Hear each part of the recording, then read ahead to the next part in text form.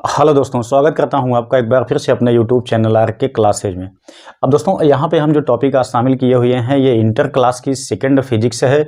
इसमें second lesson में आपका जो एक टॉपिक है, संपर्क में रखे दो पतले लेंसों की संयुक्त फोकस दूरी, इसी चीज़ को हम यहाँ पे डिराइव करने वाले हैं, यानी कि डेरिवेशन करने वाले हैं। बहुत आसान तरीके से इसको हम यहाँ पे सीखेंगे। दोस्तों ये बहुत ज़्यादा मोस्ट टॉपिक है। ये आपका अगर ये सॉल्व हो जाता है तो इससे रिलेटेड बहुत सारे न्यूमेरिकल आप आसानी से लगा सकेंगे। उम्मीद करते हैं दोस्तों कि अगर आप लोग लास्ट तक देखेंगे तो ये टॉपिक आज के बाद आपके दिमाग में हमेशा हमेशा के लिए बैठ जाएगी। तो आइए यहाँ पे देखते हैं कि ये क्या होता है, कैसे इसको सॉल्व किया जाता है, कैसे इसका डेरिवेशन किया जाता है, क्या इसका एक्चुअल में सूत्र होता है। अब दोस्तों हम लोग जानते हैं कि ये जो आपका संपर्क में रखे दो पतले लेंसों की संयुक्त फोकस दूरी का व्यंजक है, ये दो तरीके से सॉल्व किया, मतलब दो तरीके के लिए बनाया गया है। एक आपका तब के लिए होता है जब दोनों लेंस आपके उत्तल होते हैं, एक आपका डेरिवेशन तब के लिए होता है जब दोनों में से कोई एक लेंस आपका अवतल होता है, एक लेंस आपका उत्तल होता है। तो हम यहाँ पे अभी जो टॉपिक शामिल किए हुए हैं इसमें दोनों के दोनों लेंस जो हैं वो आपके उत्तल लेंस हैं। लेकिन यहाँ पे आप देखेंगे पतला लेंस, इनको पतला लेंस कहा जाता है। ठीक, जो भी लेंस आपके पास होते हैं उनको पतला लेंस ही कहा जाता है। तो अब यहाँ पे हम देखेंगे कि कैसे ये सॉल्व किया जाएगा। सबसे पहले हम यहाँ पे इसको समझते हैं। फिगर आपका जो दिया गया है इसमें कौन कौन से अवयव हैं, क्या क्या चीज़ें हैं। तो आप देखेंगे यहाँ पे हमने एक लेंस लिया हुआ है L1, एक लेंस लिया हुआ है L2। दोनों लेंसों को हम यहाँ पास पास में सटा दिए हुए हैं। ठीक है, इस लेंस की फोकस दूरी को हम मान लेते हैं F1, इस लेंस की फोकस दूरी को हम मान लेते हैं F2। ठीक, अब ध्यान देंगे इस लेंस के सामने U की डिस्टेंस पे एक वस्तु रखा हुआ है O। आप लोग जानते हैं कि लेंस से जो आगे जितना दूर पे आपकी वस्तु होती है उसको U से दिखाया जाता है, और जो उसका इमेज यानी कि जो उसका प्रतिबिंब बनता है जितना दूर पे बनता है उसको V से दिखाया जाता है। तो यहाँ पे आप देखेंगे तो जो आपका वस्तु है O, वो यहाँ पहले वाले लेंस से U दूरी पे वस्तु रखी हुई है। तो आप यहाँ से समझिए कि यदि ये वाला लेंस ना होता, ठीक है, सेकंड वाला लेंस ना होता तो ये वाला जो लेंस है इस वस्तु का इमेज यहाँ पे बनाता। कहाँ बनाता? आई डैश पे बनाता। तो आप देख सकते हैं, चूंकि आप थोड़ा सा समझिए कि जब एक लेंस नहीं है तो केवल एक ही लेंस यानी कि L1 केवल जब यहाँ पे है तो यहाँ से आने वाली प्रकाश की किरण को ये मोड़ करके यहाँ पे पहुँचाएगा।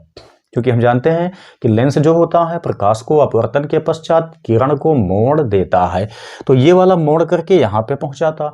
अब अगर ये सेकेंड वाला लेंस आपका यहाँ पे आ जाएगा तब ऐसी सिचुएशन में कुछ ये मोड़ करके इसको देगा तो ये वाला भी कुछ मोड़ेगा, तो मोड़ करके जाहिर सी बात है कि अब इस वाले यानी कि अपवर्तन के पश्चात जो प्रकाश की किरण होगी वो यहाँ पे तो नहीं जाएगी बल्कि उसके पहले ही कहीं ना कहीं मुड़ जाएगी। ठीक है, तो यहाँ पे देखिए मान लेते हैं अभी कि ये वाला लेंस नहीं है। ठीक है, यानी कि लेंस L2 नहीं है, तब इसके लिए हम यहाँ पे देखते हैं कि इस वाले लेंस के लिए जो वस्तु है वो U की दूरी पे है।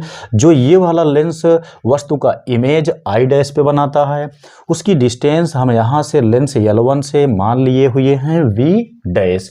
तो अब यहाँ पे देखेंगे ये प्रतिबिंब की दूरी है, ये आपकी वस्तु की दूरी है। तो हम यहाँ पे लगाते हैं लेंस का सूत्र। लेंस का सूत्र अगर आप इंटर में हैं तो भी जानते हैं, आप हाई स्कूल में हैं तो भी जानते होंगे, निश्चित तौर पे आपने पढ़ा होगा कि लेंस का जो सूत्र होता है वो फाइनली क्या होता है, 1/v minus 1/u is equal होता है 1/f।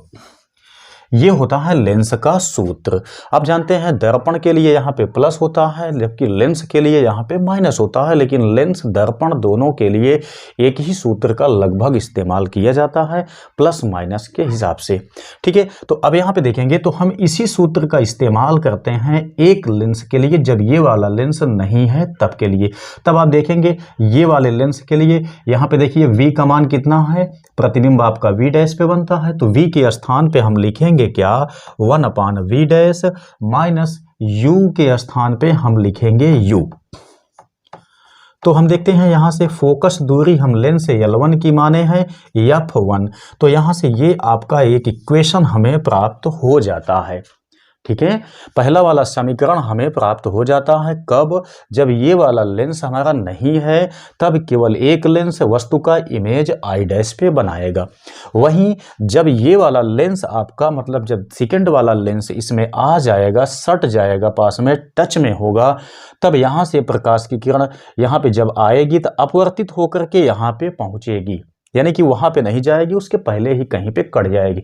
लेकिन उसके पहले भी आपको ध्यान अब देना है कि जब ये वाला लेंस यहाँ पे इमेज बना दिया, तो चूंकि ये लेंस L2 इस लेंस के सामने रखा हुआ है, यानी कि लेंस के इस साइड में रखा हुआ है, तब आप देखेंगे ऐसी स्थिति में क्या होगा कि लेंस L2 के लिए यहाँ पे जो L1 ने इमेज बनाया हुआ है, वह इमेज लेंस L2 के लिए वस्तु समझा जाएगा। मतलब लेंस जो है L2 आई डैश पर बने हुए इमेज को वस्तु समझेगा, ठीक है, आभासी वस्तु समझेगा।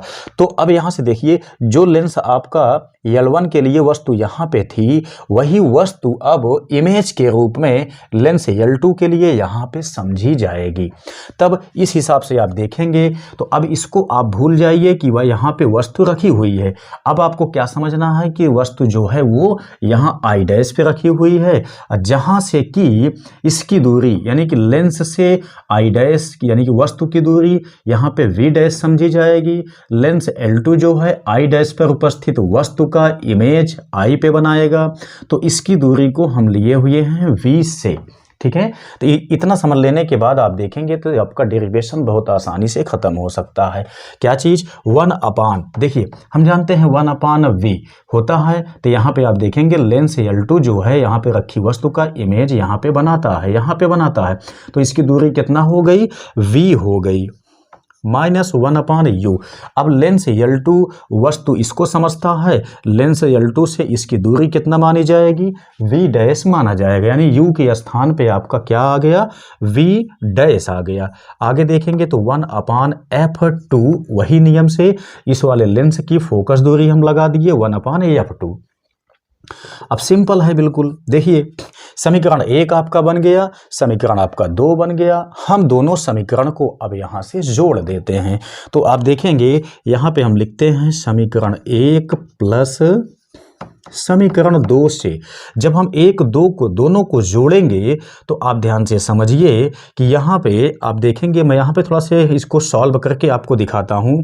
जब जोड़ेंगे यहाँ पे देखेंगे तो 1/f1 और 1/f2, ये आपका दायां वाला पक्ष हमने ले लिया, बाएं वाले पक्ष को हम जोड़ते हैं। ये वाला आपका क्या बनेगा, 1/v dash minus 1/u, plus में इसको हम जोड़ेंगे तो 1/v माइनस ये हो गया आपका 1/v डैश।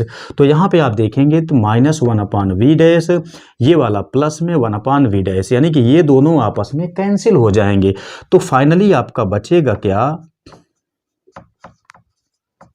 यहाँ देखिए ये माइनस में 1/u है, ये प्लस में 1/v है, तो इसको हम लिख सकते हैं 1/v माइनस 1/u, ठीक है। तो अब आप यहाँ से देख सकते हैं कि इसके स्थान पे संयुक्त लेंस की फोकस दूरी को लिखा जा सकता है, ठीक है। यहाँ पे चूंकि अब यहाँ से आप दिखा सकते हैं, चूंकि 1/f minus 1/v minus 1/u is equal 1/f, इसलिए यानी इतने के स्थान पे जो कंबाइंड लेंस बन गया है उसकी फोकस दूरी को हम मान सकते हैं। तब इस हिसाब से आपका बनेगा क्या, यहाँ पे देखेंगे तो 1/, यानी कि इतने के स्थान पे हम लिख सकते हैं 1/f, तो 1/f इक्वल आ गया, यहाँ पे देखेंगे 1/f1 प्लस 1/f2। ये बना आपका जाकर के संयुक्त लेंस की फोकस दूरी, ठीक है। तो डेरिवेशन आपका कुछ भी नहीं है, बहुत सिंपल है, एग्जाम में आपके काफ़ी पूछा जाता है।